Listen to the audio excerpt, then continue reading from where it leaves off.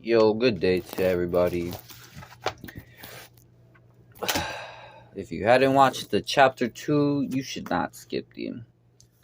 Because it usually really makes sense if you just go in order, but it honestly does not matter. No rules.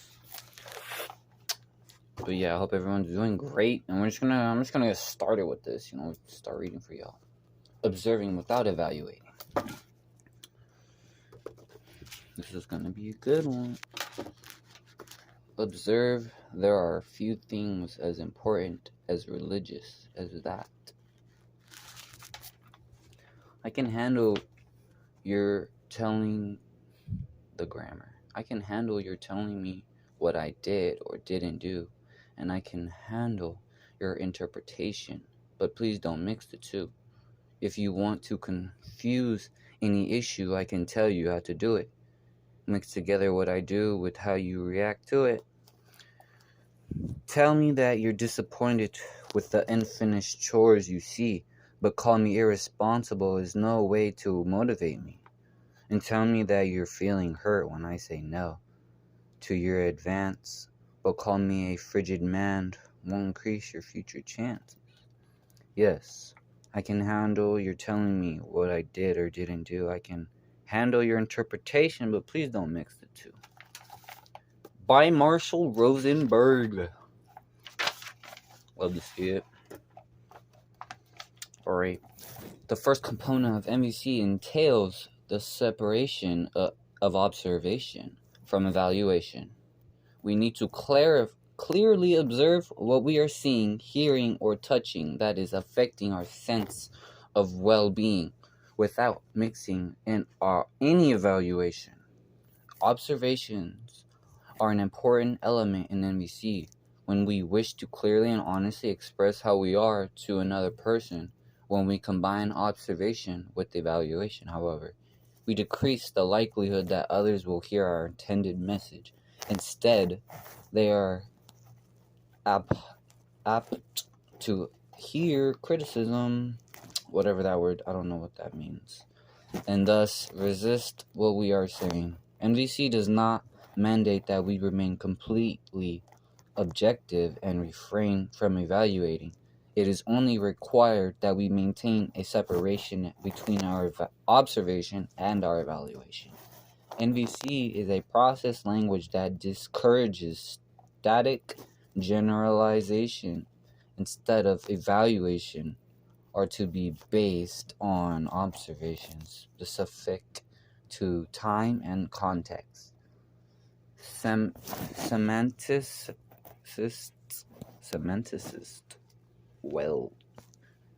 Wendell Johnson pointed out that we create many problems for ourselves by using static language to express or capture a reality that is very ever-changing. Our language is an important structure created by ancient and ignorant men. It is an animistic language that invites us to talk about stability and constants, about similarities, and normal and kinds, about magical transformation, quick cures, simple problems, and final solutions. Yet the world we try to symbolize with this language is a world of process, change, differences, dimensions, functions, relationships, growths, interactions, developing, learning, coping, complexity, and the mismatch of our ever-changing world and our relevantly static language forms is part of our problem. A colleague of mine, Ruth Bubermary, contrasts static and process language in a song that illustrates the differences between evaluation and observation. Oh Lord. I've never seen a lazy man. I've seen a man who never ran while I watched him, and I've seen a man who sometimes slept between lunch and dinner and who'd stay at home upon a rainy day. But he was not a lazy man. Before you call me crazy, think, was he a lazy man, or did he just do things that we label lazy? I've never seen a stupid kid. I've seen a kid who sometimes did things I didn't understand, or things in ways I didn't plan. I've seen a kid who hadn't seen the same places where I had been, but he was not a stupid kid. Before you call him stupid, think, was he a stupid kid, or did he just know different things than you did? I've looked as hard as I can look, but never ever seen a cook. I saw a person who combined ingredients on which he dined, a person who turned on the heat and watched the stove that cooked the meat. I saw those things, but not a cook. Tell me when you're looking. Is it a cook you see, or is it someone doing things that we call cooking? What some of us call lazy, some call tired or easygoing. What some of us call stupid, some just call a different knowing. Or I've come to the conclusion it will save us all confusion if we don't mix up what we can see with what is our opinion. Because you may. I want to say also, I know that's only my opinion. While the effects of negative labels such as lazy and stupid may be more obvious, even a positive or an apparently neutral label such as cook limits our perception of the totality of another person's being. The highest form of human intelligence. The Indian philosopher J. Krishnamurti once remarked that observing without evaluating is the highest form of human intelligence. When I first read this statement, the thought, what nonsense, shot through my mind before I realized that I had just made an evaluation. For most of us, it is difficult to make observations of people and their behaviors that are free of judgment, criticism, or other forms of analysis. I became acutely aware of this difficulty while working with an elementary school where the staff and principals often reported communication difficulties. The district superintendent had requested that I help them resolve the conflict. First, I was to confer with the staff, and then with the staff and principal together.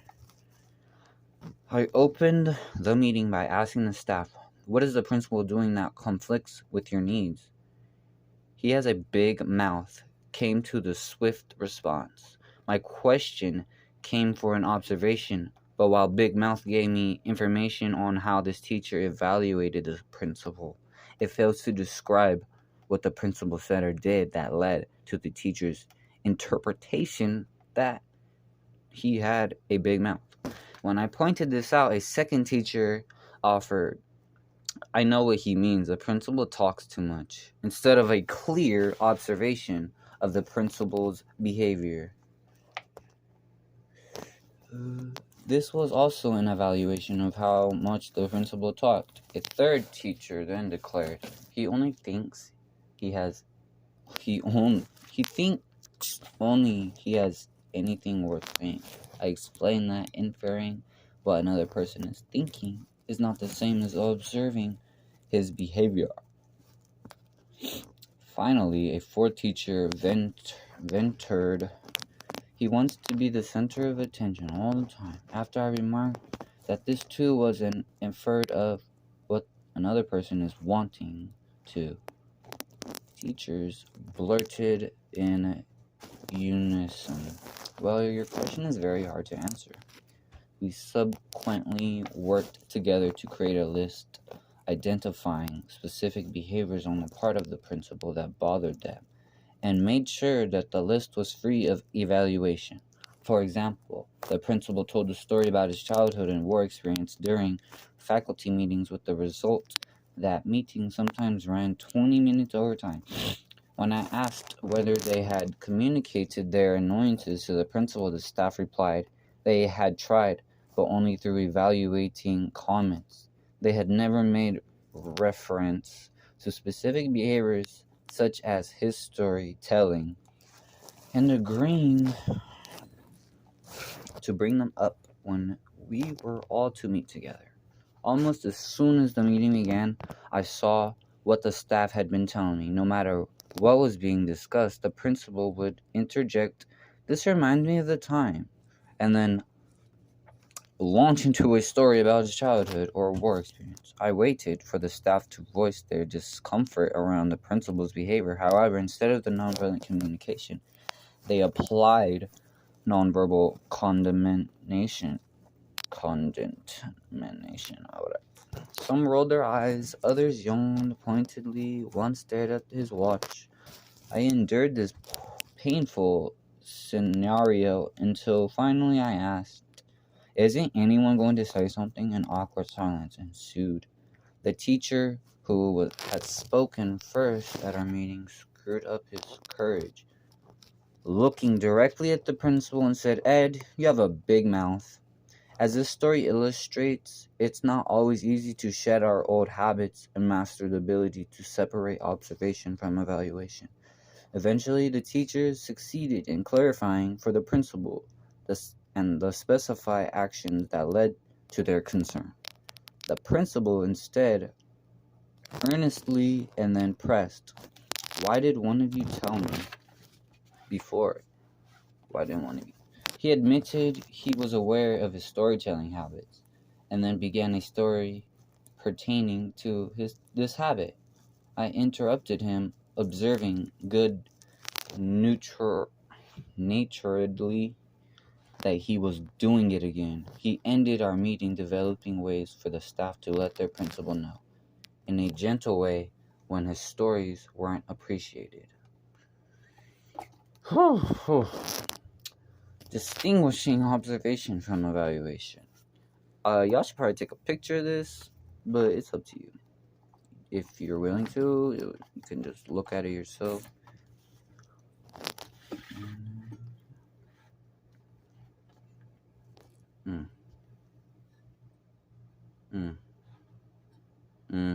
And you can't even get the whole book, man.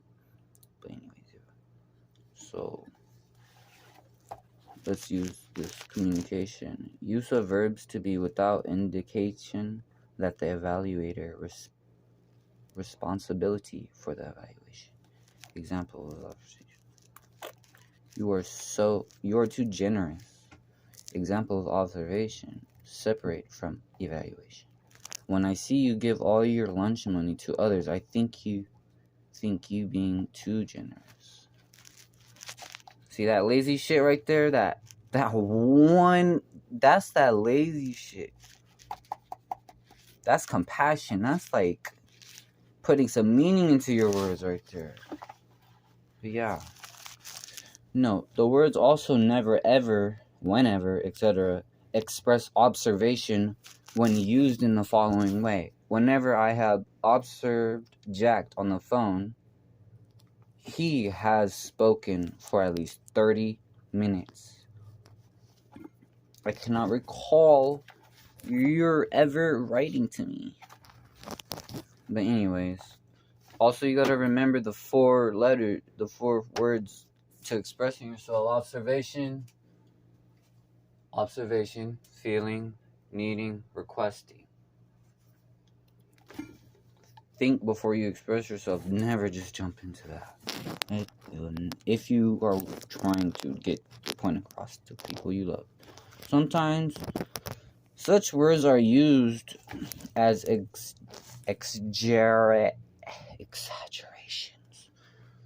in which case observations and evaluations are being mixed. Exaggerating, you're doing that. You're always busy. She's never there when she's needed. When these words are used as exaggeration, they often provoke defensiveness rather than compassion. Words like frequently and seldom can also contribute to confusing observation with evaluation. You seldom do what I want. The last 3 times I initiated an activity you said you didn't want to do it. He frequently comes over. He comes over at least 3 times a week. That's lazy, man. It's like, don't even say your comment, because it's like, what are you doing just saying random words that nobody's going to help you get anything out of? Besides, like, maybe some drama conversation with your homies or something. Like, it's just not necessary. Like, grow up. In my opinion, I'm not telling nobody to grow up. That's how I view people and society's common nature of rudeness. Summary. The first component of NVC entails the separation of observation from evaluation. When we combine observation with evaluation, others are to hear criticism and resist. When we are saying NVC is a process language that discourages static generalization, instead observation are to be made specific to time and context. Hank Smith has not scored a goal in 20 games, rather than Hank Smith is a poor soccer player.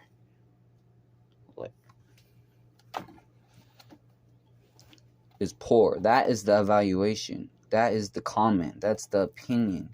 Because he's actually just a person, just doing a game. He's not poor. He has a house, I'm sure. That's the evaluation.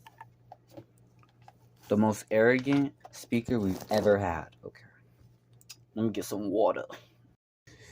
This dialogue occurred during a workshop I was conducting. About a half an hour into my presentation, I paused to invite reactions from the participants. One of them raised a hand and declared, "You're the most arrogant speaker we've ever had." I have several options open to me when people address me this way. One option is to take the message personally. I know I'm doing this when I have a strong urge to either grovel, defend myself, or make excuses. Another option, for which I am well rehearsed, is to attack the other person for what I perceive as their attack upon me. On this occasion, I choose a third option by focusing on what might be going on behind the man's statement. Guessing at the observation he was making, are you reacting to my having taken 30 straight minutes to present my views before giving you a chance to talk? No, you make it sound so simple. Trying to obtain further clarification. Are you reacting to my not having said anything about how the process can be difficult for some people to apply? No, not some people, you. So, you're reacting to my not having said that the process can be difficult for me at times. That's right. Are you feeling annoyed because you would have liked some sign for me that indicates that I have some problems with the process myself? After a moment pause, that's right, he said. More relaxed now that I am in touch with the person's feelings and needs, I direct my attention to what he might be requesting of me. Would you like me to admit right now that this process can be a struggle for me to apply? Yes. Having gotten clear of his observations, feelings, needs, and requests, all 4 of them, I check inside myself to see if I can willingly do as he requests. Yes, this process is often difficult for me. As we continue with the workshop, you'll probably hear me describe several incidences where I've struggled or completely lost touch with the process. This consciousness that I am presenting here to you. But what keeps me in the struggle are the close connections to other people that happen when I stay with the process. Being in relationships is hard for him to, because relationships and everything. It's hard to stay in love with somebody, pretty much. To stay understanding their needs. That shit probably takes years. I don't know. Man. Observing or evaluating. Exercise. To determine your proficiency. At discerning between observation and evaluation. Complete the following exercise. Circle the numbers in front of any statement that is an observation only, with no evaluation mixed in. So yeah, John was angry with me yesterday for no reason. That's an opinion. You're assuming, because nobody just gets angry for no reason. That's not how life is, bro. At all. Yesterday evening, Nancy bit her fingernail while watching television. That's observing is just copying and pasting your words with what you saw, not mixing in your feelings. Sam didn't ask for my opinion during the meeting. My father is a good man. Janice works too much. Henry is aggressive. Pam was first in line every day this week. Pam was first in line every day this week. And it was stupid. No, that's an evaluation though. But yeah. Here are my responses for exercise 1. I do not want to read that. But if you're interested, you make screenshot that. I do not want to read that. But yes, if you're... It's a lot of work, but they're like... Yeah. You'll learn. You'll like it. The mask. Always a mask held in a slim hand, whitely. Always. She had a mask before her face. Truly the wrist, holding it lightly, fitted the task sometimes. However, was there a shiver? Fingertip quiver? Ever so slightly, holding the mask. For years and years and years I wondered, but dared not to ask. And then I blundered, looking behind the mask, to find nothing. She had no face. She had become merely a hand, holding a mask with grace. Don't get with those girls. Or boys, man. Those people. Girls and boys, dude.